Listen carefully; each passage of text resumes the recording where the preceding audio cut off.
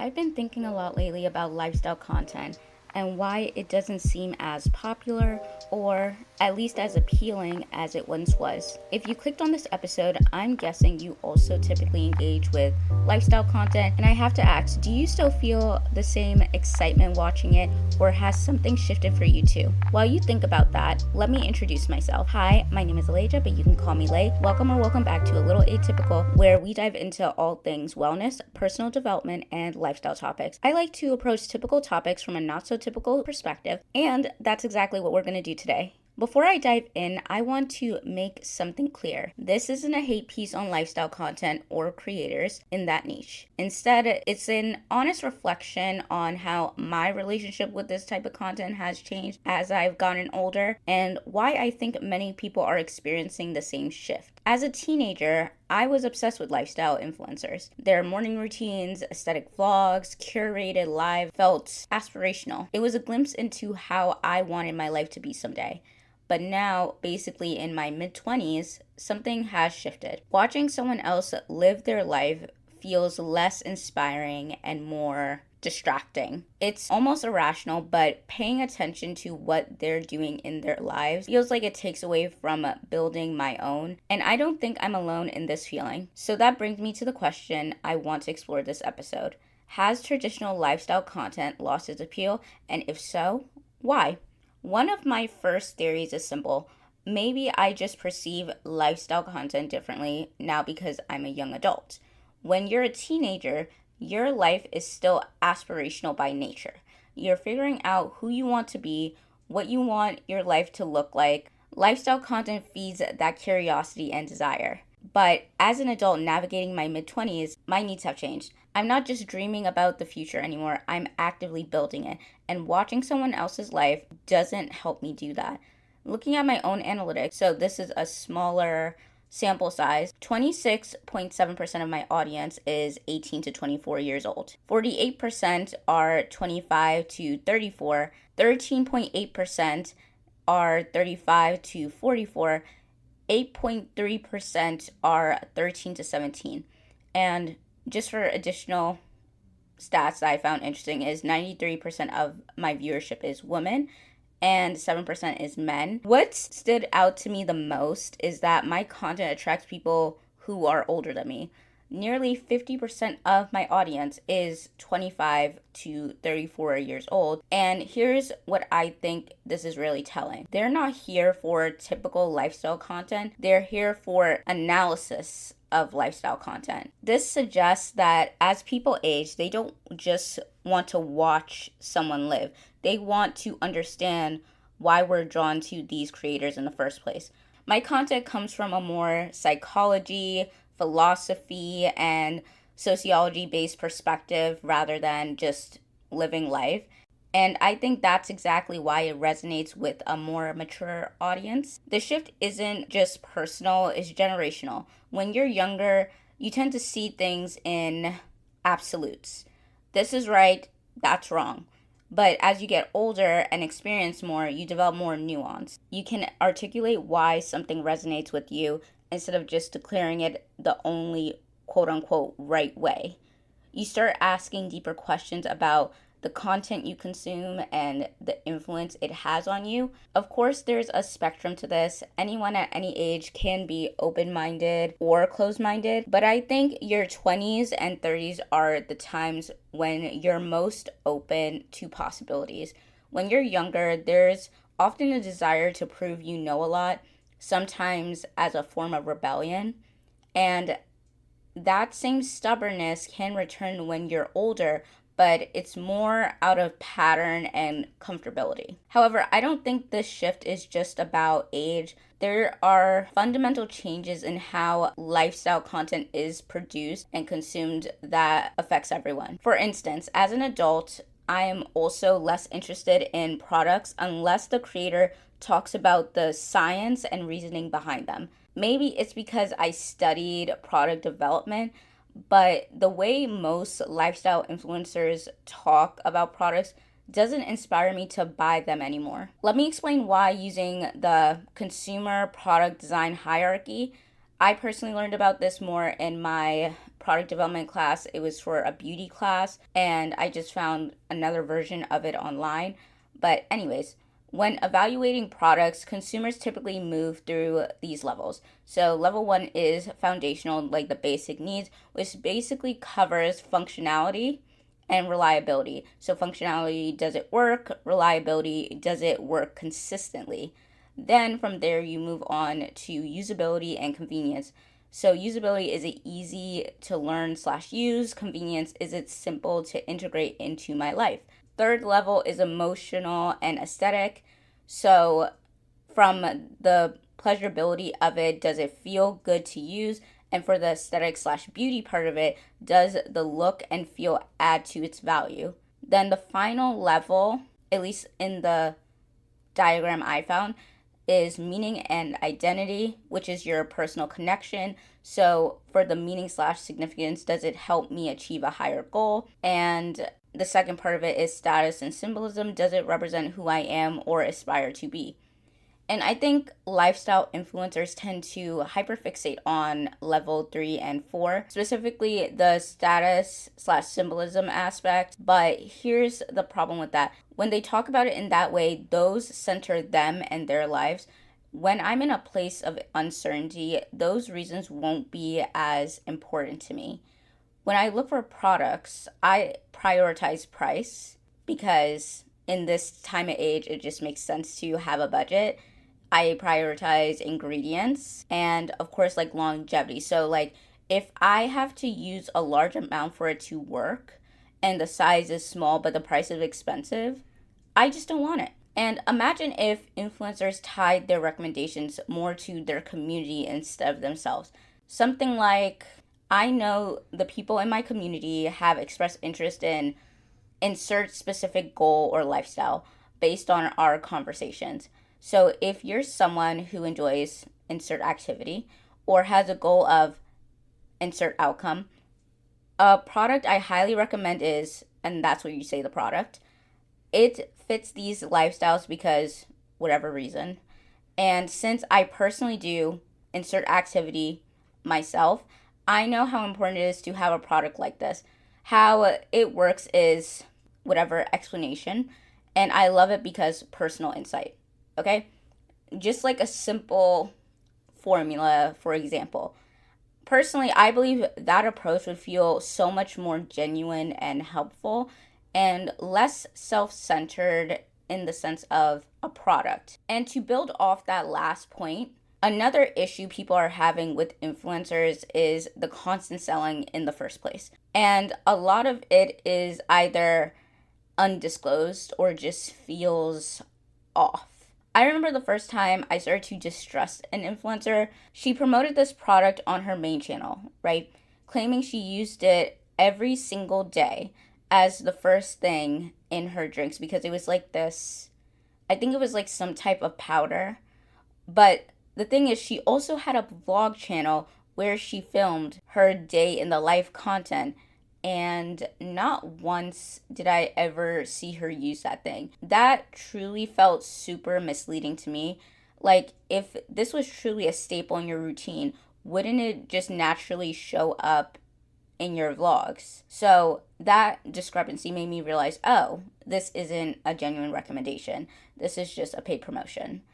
And I was a bit younger then, so obviously I didn't pick up on that as easy as I do now. But I also want to be fair and say that I do think some of this is a business side issue.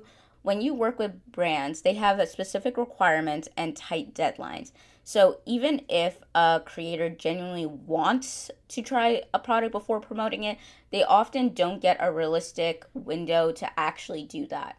And honestly, thinking about this more, it's kind of wild how brands used to connect with regular people through like sweepstakes and contests, and now they just prioritize giving influencers exclusive experiences that are, already more accessible to them anyway. I don't know if that's just an oversight in the marketing or just a shift in the marketing strategy, but this doesn't completely let influencers off the hook because I do understand a huge part of their livelihood depends on working with brands, sure, But a huge part of why brands want to work with them is because of the trust and support they've built with their audience. So they should still prioritize honesty, especially in a world where we're already drowning in consumption. I want to share two quotes that really capture what I'm trying to say. So the first one was from that documentary called The Social Dilemma,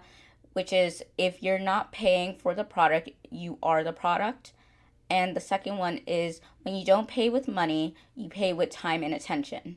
And the second one is really interesting to me because money is a resource that ebbs and flows. Like, it goes in and out, but you cannot get back your time, like, ever.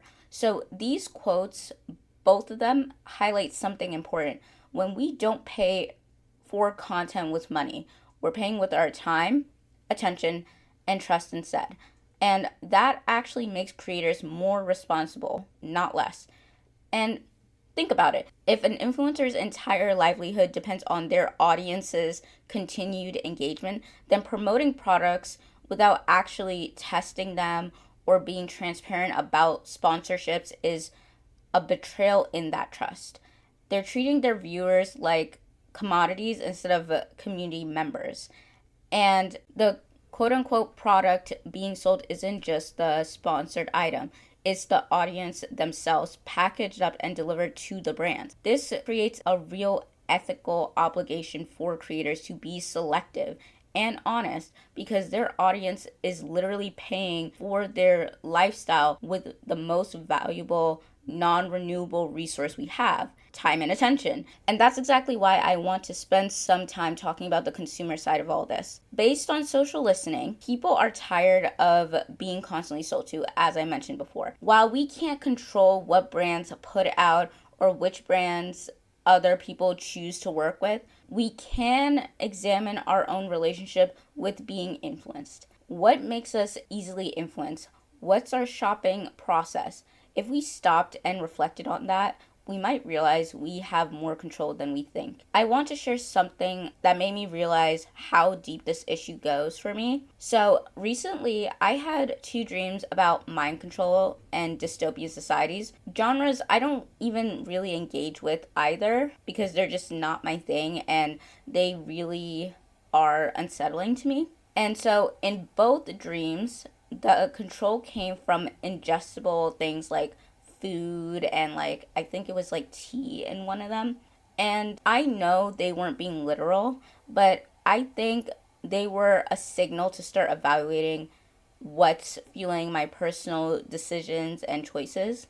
As a believer that dreams have a deeper meaning, and with this topic being about consumption, it just feels very relevant. The symbolism of mind control through what we ingest, i.e., what we take in, is very hard to ignore. And according to dream interpretation, food often symbolizes nourishment, and that could be physical, emotional, or intellectual, representing what sustains you, your desires, or things you're integrating into your life. The type of food, who you're eating with, and your feelings about it, whether it's hunger, disgust, joy, add crucial context about self-care, relationships, growth, or toxic ideas. This is all research, of course. Dreams about eating can also mean you're fulfilling needs or absorbing new perspectives, while eating spoiled food might signal unhealthy thoughts or habits. So if we apply that framework to mind control through food, what does that tell us? In my opinion, it suggests that the things we consume, whether content, products, or ideas, have the power to control us if we're not intentional about what we're taking in. Just like food nourishes or poisons the body, the content we consume nourishes or distorts our minds. When we mindlessly scroll through influencer content, we're ingesting their values, their priorities, their version of what life should look like. And if we're not careful, that becomes our version too. Not because we actually choose it, but because we absorbed it without questioning. So I have to ask, Are we mindlessly consuming content and products, or are we making intentional decisions? And of course, this is for you to personally reflect on, but this question becomes especially important when we consider how creators position themselves and how that positioning shapes our expectations of them. So that brings me to the relatability trap and why lifestyle content could feel hollow. Something I never see anyone talk about when analyzing content is how lifestyle in general is an easy gateway into the content creation world. Many creators gravitate towards the lifestyle niche because it's what they know. It feels natural to create content about your life because you don't need credentials to live, obviously. Because if we had instructions, I'm pretty sure a lot of people would be less stressed by now. But the problem arises when creators center their brand around being quote unquote relatable. They're setting themselves up for inevitable scrutiny as their platform grows. Because, in my opinion, relatability is idealistic and sometimes inherently unsustainable. Yes, someone can come from humble beginnings, which initially attracts people who think, dang, this person is just like me for real. But there will come a point where that person stops being like you. And when that happens, you can either be inspired by their evolution or develop negative feelings about it. I believe authenticity is a better foundation because it's less limiting. A creator who may brand themselves as quote unquote relatable may become stagnant out of fear of evolving beyond their audience. I don't know if you all remember this, but this is why we used to see so many quote unquote I'm taking a break announcements. And I know some people found it cringy, but it really actually revealed that wanting to evolve is real, but then there's this immense pressure to stay the same when you're somewhat in a spotlight, and this creates two parallel problems that stem from the same root: the conflict between change and comfort. First, there's a rapid evolution beyond the quote unquote relatable brand. So when creators initially built their platform on relatability as protection against feeling like imposters, their eventual growth becomes problematic. All those past declarations about always being a real one and quote unquote never switching up carry a heavy weight. They promise stability and sameness as their brand identity. So when they inevitably change, it feels like a betrayal to their audience. Second, there is stagnation from fear of breaking that relatability promise. Some creators become so afraid of being accused of quote unquote changing or being fake that they trap themselves in repetitive content cycles. If your platform is large enough that filming your daily life generates income, but what you're filming doesn't add value, many people view that as inherently unfair. So both scenarios are symptoms of building on relatability instead of authenticity. An authentic creator doesn't promise to stay the same because humans, we evolve. It's what we're meant to do. And it may make some people uncomfortable. The thing is, they promise to be honest about whatever or wherever they are in their journey when you are an authentic creator. That's why authenticity is more sustainable. It gives you permission to evolve without kind of betraying your audience's expectations. When content becomes hollow, lifestyle content becomes problematic when the creator isn't working towards anything meaningful. So if filming their life is their life, such as like grocery hauls, beauty treatments, hanging out with friends, it starts to feel empty and kind of boring. And by boring, I mean when creators aren't sharing like hobbies they're trying, skills they're learning, or anything signaling they're making the most of their position beyond materialistic or self-serving pursuits, the content becomes hollow. There's no growth, no evolution, no substance, just repetition. And this triggers people later on because the personality isn't unique. A lot of times it's just on trend, mirroring what everyone else is doing. When a creator is sometimes conventionally attractive but doesn't use their influence for anything beyond themselves, whether it's like writing a book or starting a foundation or advocating for something important, it then leads to them feeling like or seeming like they're out of touch. Think about it. Their audience is doing all the same activities: grocery shopping, cooking, spending time with friends and family, plus working a regular job, plus maybe parenting, plus managing their health, plus possibly contributing to their community through volunteering or sharing valuable information. When you have the privilege of time and influence, but only use it to document your aesthetic life without adding value or pursuing meaningful growth, it does come off a certain way.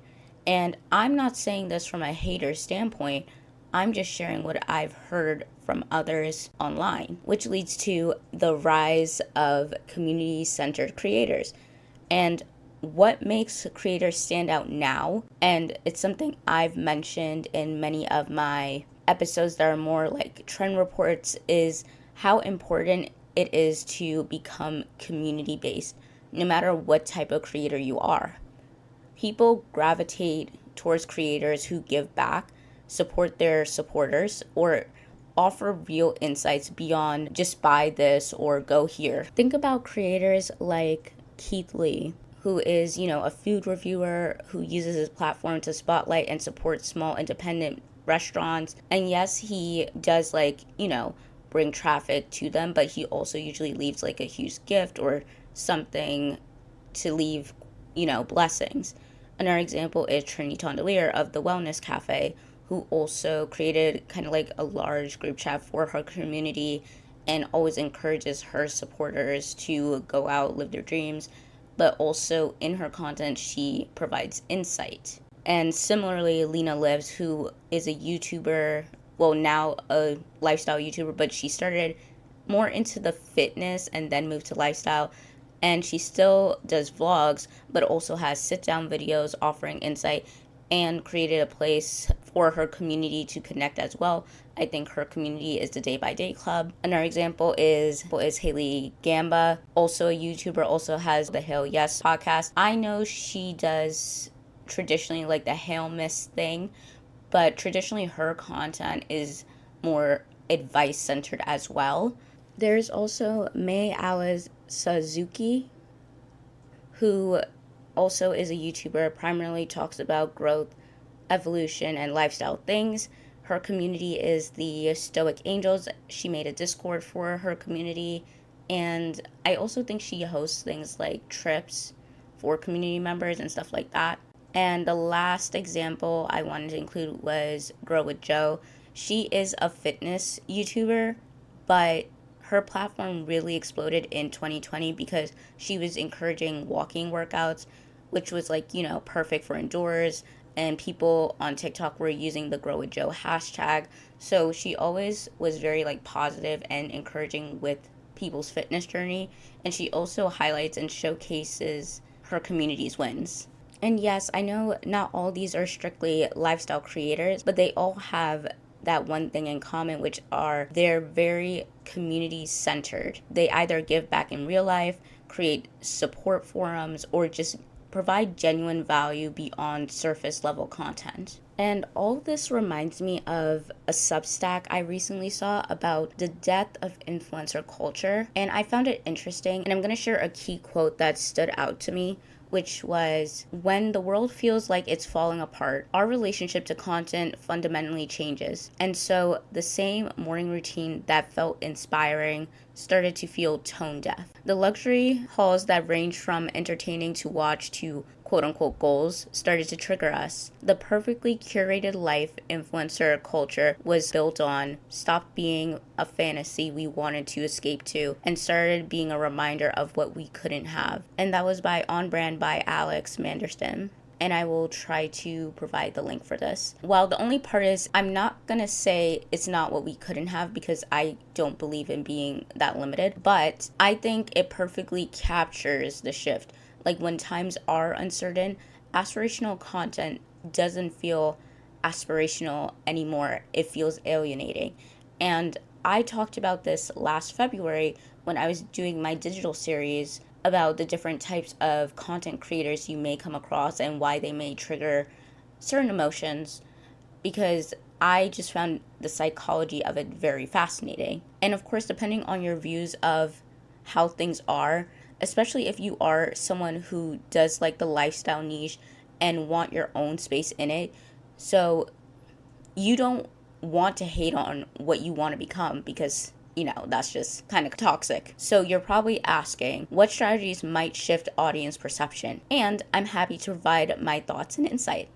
So I have to circle back to giving back to your community, because something I personally always wondered is, if influencers are constantly gifted products, right, and they truly believe in them, why not do a monthly or quarterly or whatever time giveaway? It could be semi-annual, like whatever they can do. Give your supporters a chance to experience the products you swear by in your sponsored videos. It would be like a way of saying thank you for helping me live the life of my dreams. Instead, some influencers complain about how hard being an influencer is. And yes, it does take skill to produce high quality, thoughtful content, but not every influencer who gets pushed out by the algorithm requires high quality. Some gain traffic through humor, good style, or a specific skill. Because, like I said, I talked about all this and kind of gave like a range of the different types of creators. And I don't want to talk down on this, because from one standpoint, I do understand it's like having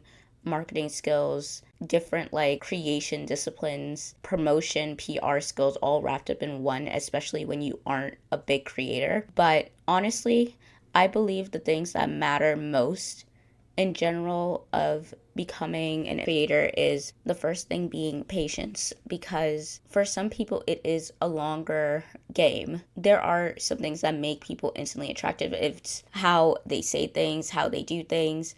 And if you're just kind of like growing into yourself, it is something that does take longer, and get used to putting yourself out there if that's not naturally what you're used to doing. And there will be times that a person has to kind of like push through, like things being slower, and keep going regardless of who's listening and who's not.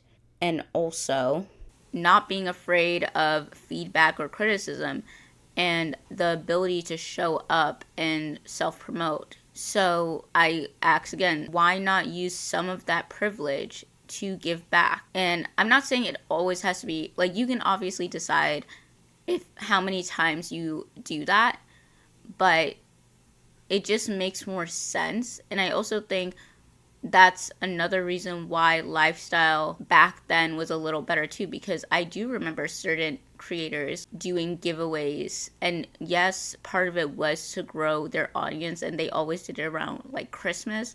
But I think it would also be nice to give in the sense of what you're sponsoring, so people know you actually swear by it, because then if you don't swear by it, why gift it? And in addition to those thoughts, right before finalizing this episode, I came across a video on YouTube about Renaissance thought leadership, and the timing felt very divine, because it perfectly captured what I think lifestyle influencers could evolve into. The video was by, I hope to say her name right, but it's Adama Lorna, and I'll try to remember to link the original video. But when she said, I think most of us are tired of that kind of shallow content, or content that feels like it's devoid of personality, or when somebody is telling you the 18th lip gloss this month and claiming that every single one of them is life-changing.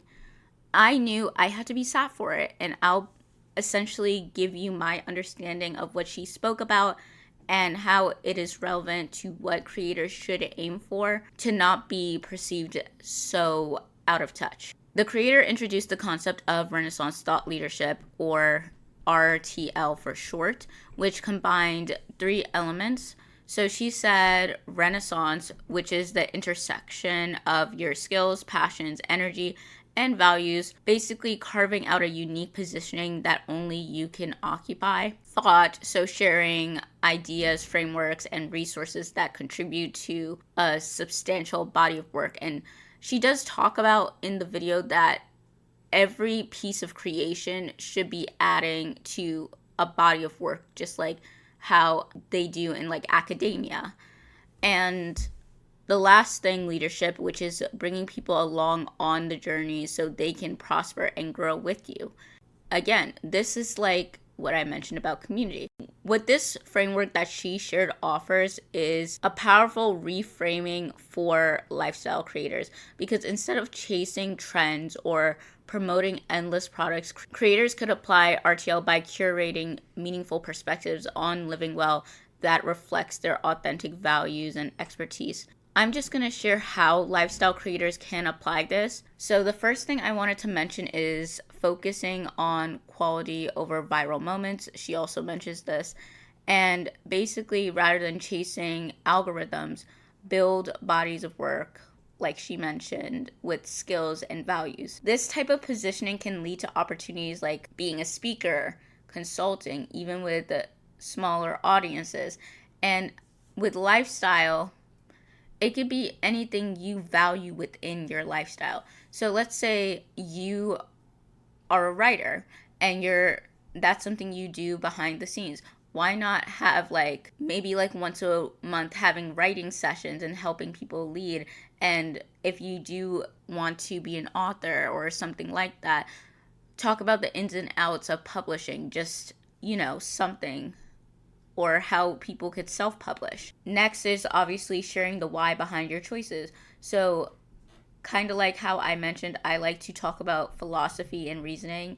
Lifestyle can do the same thing by talking about the philosophy and reasoning behind their lifestyle choices, which builds trusted intention, which is far more valuable than fleeting quote-unquote engagement. Next is positioning yourself as an authority on intentional living. And the fourth thing is document your evolving approach. So create content people return to by showcasing your interests interconnected with a holistic worldview. Infuse lighter content like vlogs and daily life with personality and lived experiences rather than presenting disconnected aesthetic moments. So that's the other part, is show yourself, I guess, truly living your interests. If you're a lifestyle creator and one of your main points was fashion, show how you choose pieces and how you put them together. Why do you make the choices? How do you go thrifting? How do you get better at reading the fabrics? How do you keep and maintain certain materials? How do you make a boring outfit more stylish? Show that process and show how you evolve into your interest deeper. If it was something that you loved that you never really got to show as a kid too, if you're coming home to yourself and you're now in that position where you have that freedom, that is also so important to show, instead of just doing, oh, buy this product. Overall, this evolution suits multi-passionate creators who want lasting impact, those willing to share their expertise, failures, and just real thinking rather than just the curated aesthetic, the final product of everything, I think will have a longer lasting impact. So now for the verdict. Is traditional lifestyle content dying? My verdict is yes, but something better is being born. It's not that lifestyle content itself is dead. It's that the type of lifestyle content that works has just foundationally changed. The era of aspirational perfection is over, and what's replacing it is something more valuable, which is creators who meet their audience as a community rather than an ATM, who educates rather than just curate, who shares their expertise rather than just their aesthetic. And I want to acknowledge that there will always be people who genuinely enjoy traditional lifestyle content. Some have grown accustomed to it and find comfort in that familiar. Others might resist this analysis entirely, the not everything is so deep crowd. And honestly, sometimes that resistance comes from a fear of looking deeper within themselves, but that's an opinion for another day. For those of us who have shifted though, here's what we're going to gravitate toward. People no longer want curated perfection. They want authenticity over relatability, value over aesthetics, community over individual glorification. honesty over constant selling. The influencers who adapt, who prioritize their audience, provide genuine value, and use their platform for more than just self-promotion will thrive. Traditional lifestyle content isn't dying, it's just evolving. And the creators who understand that shift will be the ones we're gonna watch 5 years, 10 years from now. And as consumers, we have a responsibility too. We need to examine our own relationship with being influenced and make more intentional choices about what we consume and why. Because at the end of the day, we're not just passive viewers. We are active participants in shaping the type of content that gets made. So, that's all for today in terms of the deep dive. And I don't really have an update for you all besides I am grateful I get to see my friend tomorrow, and we are going to hopefully get Thai food after going to get some books. So I'll just jump into the card pull. Remember, if card readings are not your thing or not something you personally align with, but you like other aspects of my content, thank you for listening this far. Be sure to come back next week and follow the podcast to stay updated on new releases. So I decided to use the Moonology deck because by the time you are listening to this, it should be mid-January, and the new moon in Capricorn will be the upcoming weekend, I believe on January 18th. And the card I received for this episode is Cardinal Moon, Be Bold and Make the First Move. Now is the time to be bold, bossy even. Take matters into your own hands. Cardinal signs are powerful and self-starting. They're determined and great at organizing. Drawing this card strongly suggests that you're going to need to be all those things to get your ideal resolution or position in the situation you're asking about. This card may challenge you on how strongly you really want something. If you're worrying about a situation, it is a suggestion to be less passive. Instead, take an assertive stance as you steer events where you want them to go. Speak up for what you want. If you're serious about sorting things out, you may need to take the lead in some way to step up as a leader. Attuned to the moon. I am taking charge of my destiny. Additional meanings for this card. Be bold and follow your heart and your emotions. Avoid recklessness or moving too fast. Come into your power. The time for action is now. Ask Ganesha, the Hindu elephant god, for help. The teaching. In astrology, there are 3 quadrilicities: cardinal, fixed, and mutable. The cardinal signs are Aries, Cancer, Libra, and Capricorn. Remember, we each have all 12 signs in our chart for different parts of our lives. It's just the way the astrological wheel works. These are the signs that like to get things started and which are the natural leaders. No matter when you draw this card, it's a sign that something new is starting and you quite possibly need to take a lead on it. Listen, how fitting is this card for the first new moon of 2026? I am a Libra, but personally I love Capricorn energy, maybe because I'm a Capricorn moon and Mars, but in general, it's because the energy is so on top of things, straightforward, and just in it for the long haul.